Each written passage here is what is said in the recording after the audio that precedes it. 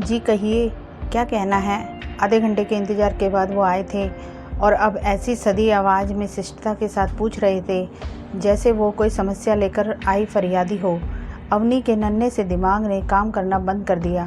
अब क्या कहें, कैसे कहें कि वैलेंटाइन डे का कार्ड देने और आई लव यू कहने आई थी। इस सविता की बच्ची ने कहाँ फंसा दिया। क्या ज़रूरत पड़ी थी उनसे ये कहने की ज़रूरी काम है। उसकी पलकें झुक गई, कपोल आरक्त हो गए और शब्द अधरों में अटक गए। आपको जो कहना हो बेझिझक कहिए। अब हमें जीवन भर साथ रहना है। आप मुझ पर भरोसा कर सकती हैं। इस प्रोत्साहन के बाद तो ज़रूरी लगने वाली बात कहना और ज़रूरी हो गया है था। जी वो मेरी परीक्षाएं शादी के बाद पड़ी तो ओहो ठीक है, मैं आपकी सुविधा का पूरा ध्यान रखूँगा। और कोई समस्या? उफ़, अपनी होने वाली पत्नी से ऐसे बात कर रहा है जैसे पापा अपने विद्यार्थियों से बात करते हैं। अवनी के लिए इस कुछ अधिक ही शिष्ट और औपचारिक वार्तालाप के बाद वहाँ रुकना असह्य हो गया। जी धन्यवाद, मैं चलती हूँ, नमस्ते कहते हुए वो मुड़ गई और लगभग दौड़ते हुए अपनी सखियों के बीच जाकर ही दम लिया।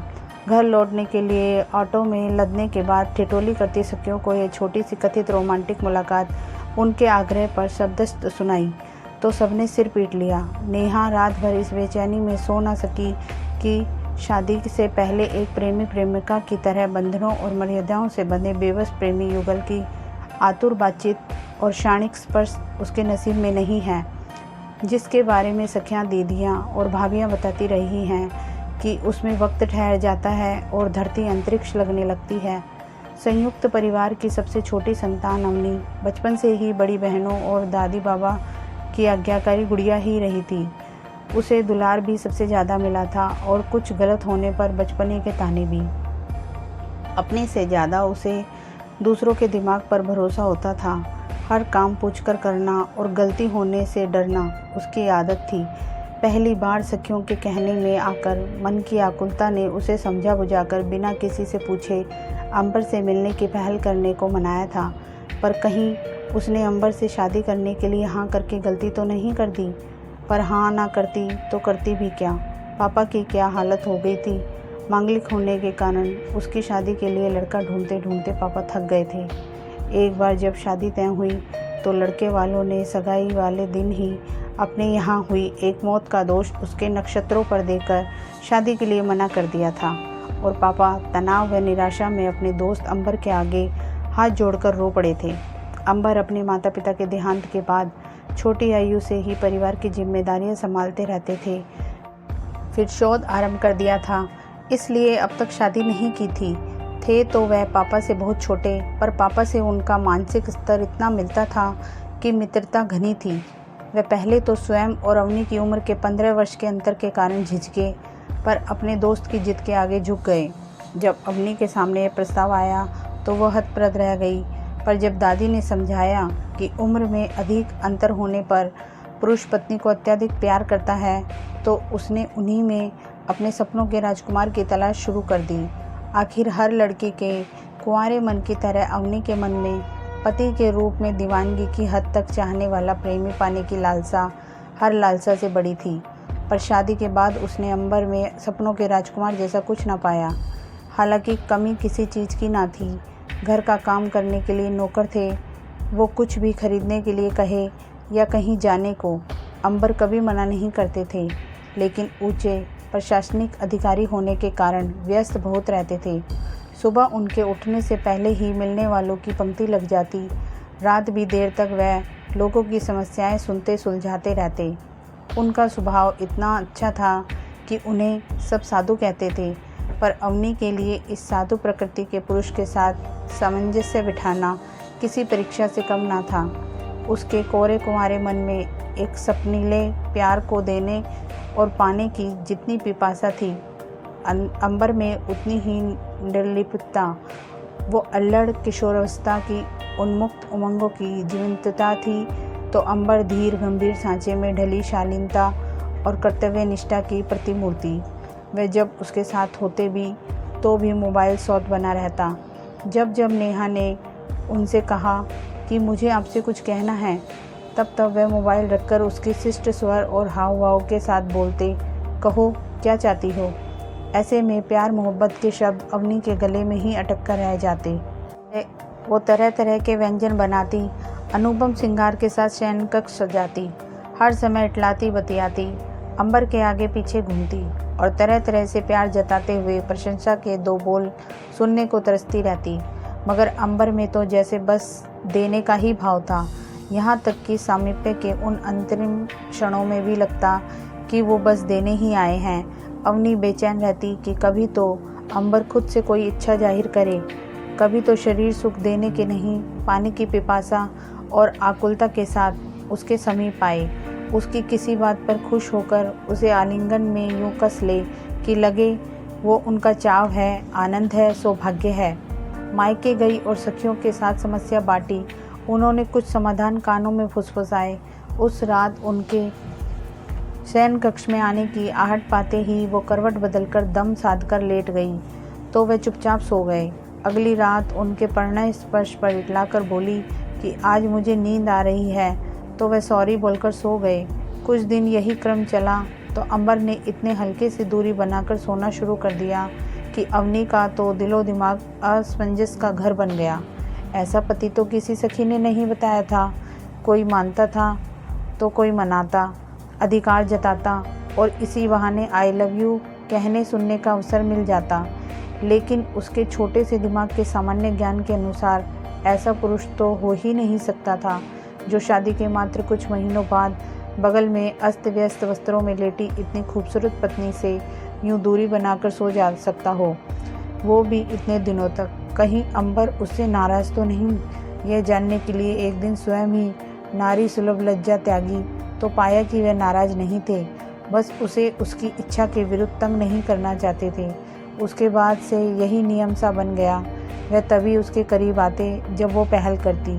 उनसे प्यार का इजहार करवाने का ये दाव भी उल्टा पड़ चुका था। तभी एमए का परीक्षा फल आ गया और अंबर ने बिल्कुल पापा के अंदाज में पूछा, अब आगे क्या करना है? हे भगवान, स्नातकोत्तर के बाद अब क्या पढ़ाना चाहते हैं ये? क्या ये पढ़ाई अब भी पीछा ना छोड़ेगी? मन ही मन सोचकर कुड़ गई अवनी। जब 2 दिन में तीसरी बार अंबर ने वही प्रश्न दोहराया तो फिर कुछ बोलना ज़रूरी हो गया। जी, मैं कोई तकनीकी शिक्षा लेना चाहूँगी। मुझे घर सजाने का बहुत शौक़ है। वेरी गुड, बिल्कुल पापा के ही अंदाज में उत्तर मिल गया और इंटीरियर डिज़ाइनर के कोर्स में प्रवेश दिलवा दिया गया। बड़े ही सपाट ढंग से यह भी बता दिया गया कि जब तक वो आत्मनिर्भर नहीं हो जाती बच्चों का दायित्व नहीं उठाया जाएगा। कॉलेज छोड़ने लेने जाने के लिए कार और ड्राइवर नियुक्त हो गए। चुलबुली अवनी के अंतस के पिंजड़े में बंद ख्वाहिशों को कॉलेज में जाकर नए पंख मिल गए। कई साथियों का एक समूह बना जिसमें लड़के और लड़कियां बराबर थे।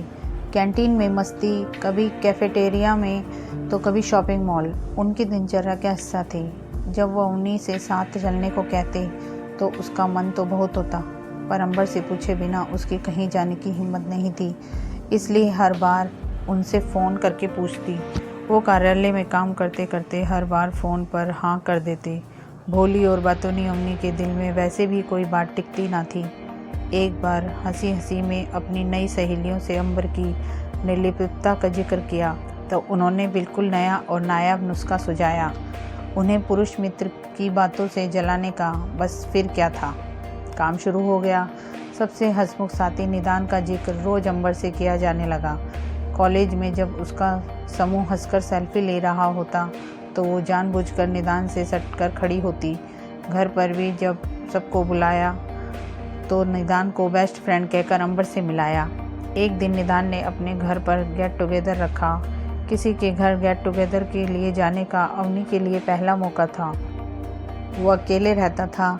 अवनी ने अंबर से फ़ोन करके पूछा तो वो उसकी बात सुने बिना झल्ला गए कि बात बात पर पूछने की क्या ज़रूरत है।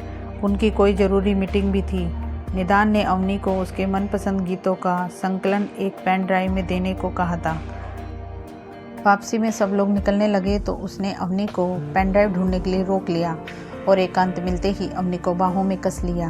हतप्रद अवनी ने किसी तरह खुद को छुड़ाया और उसके घर से बाहर निकलकर सड़क पर खड़ी होकर रोते रोते फिर अंबर को फ़ोन किया। घर का रास्ता, वो कहाँ खड़ी है, उसे कुछ मालूम न था। अंबर उसका मोबाइल लोकेट करके उसे लेने पहुँचे तो वह सिसक सिसक कर रो पड़ी। अगर आज कुछ हो जाता तो मैं आत्महत्या कर लेती। अवनी के मुंह से शब्द कम निकल रहे थे और रुलाई की हिचकियाँ ज़्यादा।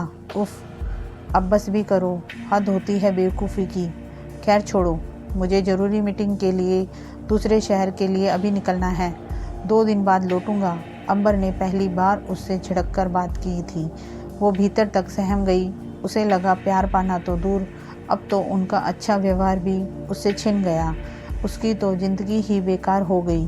वो आंगन ही में ज़मीन पर बैठ गई और वहीं बैठी रही। उसका ग्लानि से आरक्त चेहरा पूरी तरह झुका हुआ था। पलकों में जैसे बांध तोड़ने को आतुर सैलाब रखा था। शाम होने लगी थी, तभी अंबर के कोमल स्वर कान में पड़े। अंदर नहीं चलना है। अवनी के आश्चर्य का ठिकाना ना रहा। आप तो, तुम्हारे आत्महत्या वाले शब्द कानों में गूंज रहे थे।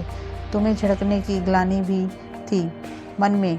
दीनू काका ने फ़ोन करके तुम्हारी हालत बताई तो मुझसे रहा नहीं गया। कार वापस मुड़वा ली। सोचा मीटिंग तो सारी ज़िंदगी करता रहा हूँ और करता रहूँगा, पर तुम्हें कुछ हो गया तो तुम्हारे बिना कैसे जीऊँगा, कहकर उन्होंने अपनी बाहें फैला दी। अवनी ने चौंक कर अपनी आंखें अंबर की आंखों पर टिका दी। ये क्या कह दिया उन्होंने? कहीं उसके कान तो नहीं बजने लगे? लगभग साल भर से उसकी 1000 कोशिशों के बावजूद अंबर ने जो नहीं कहा था वो आज उसकी पलकों का सैलाब बांध तोड़कर बह चला। वो दौड़कर उनके सीने से लगकर सुबक पड़ी। मुझे माफ़ कर दीजिए, मैंने आपसे निदान के बारे में जो कुछ पहले भी कहा था वो आपको जलाकर वापस आपका प्यार पाने के लिए। वो मेरा बेस्ट फ्रेंड नहीं, मुझे आपका प्यार चाहिए था बस। मैं बुद्धू हूँ मगर चरित्रहीन नहीं। अब उसकी बातें सुनकर अंबर को हंसी आ गई। वह उसका चेहरा अपने हाथों में लेकर आंसू पोंछते हुए बोले, चुप हो जाओ अवनी, तुमने वहाँ जाने से पहले मुझसे फ़ोन करके पूछना तो चाहा था। तुमने सोच भी कैसे लिया कि मैं तुम्हें चरित्रहीन समझूंगा? इंसान की इतनी तो पहचान है मुझे, और तुम ऐसा क्यों समझती हो कि मैं तुम्हें प्यार नहीं करता? तभी दीनू काका ने दरवाज़ा खटखटाया और उनकी इजाज़त लेकर कॉफ़ी लेकर अंबर ने उसके हाथ में कॉफ़ी का मग देकर एक मग खुद उठा लिया। बोलो अवनी, तुम्हारी कौन सी चाह मैंने पूरी नहीं की जो तुम्हें ऐसा लगा? दोबारा वही सधी हुई आवाज़। अवनी चुप। क्या समझाए, कैसे समझाए? अंबर फिर अपने प्रशासनिक अधिकारी वाले खोल में आ गए थे।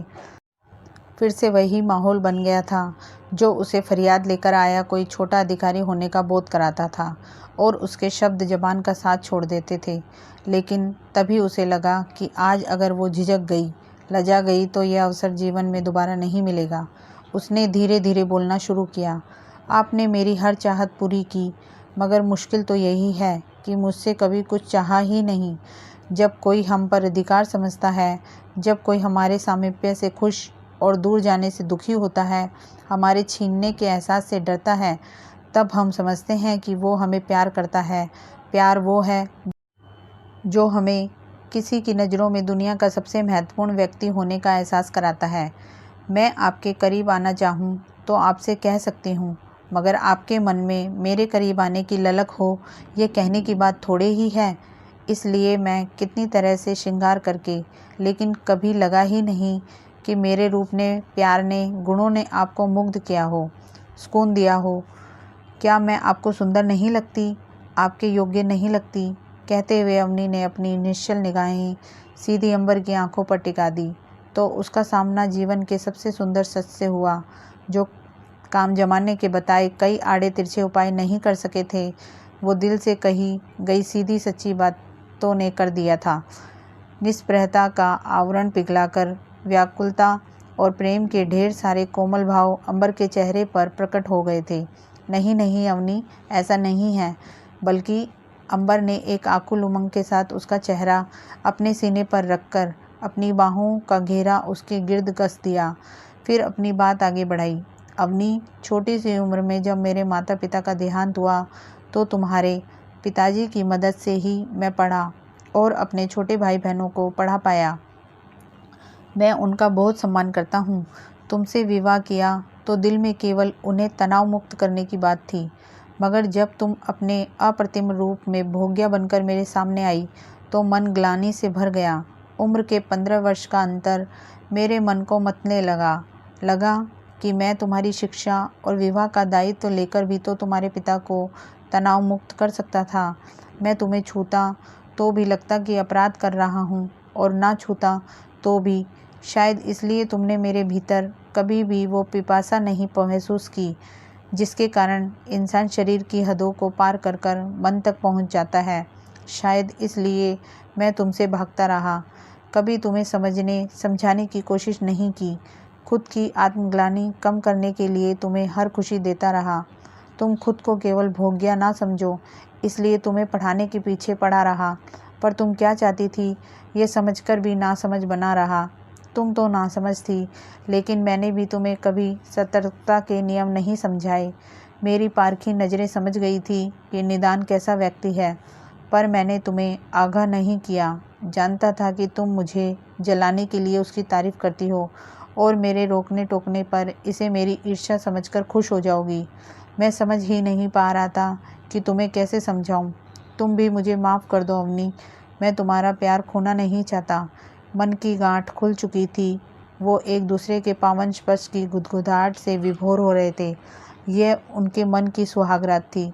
पूनम का चांद कुछ देर झीने पर्दे से इस आत्ममुग्ध युगल को निहार कर बादलों में छिप गया था। तो दोस्तों, कहानी पसंद आई हो तो इसे लाइक कीजिए, शेयर कीजिए और मेरे चैनल को सब्सक्राइब कीजिए। Thank you.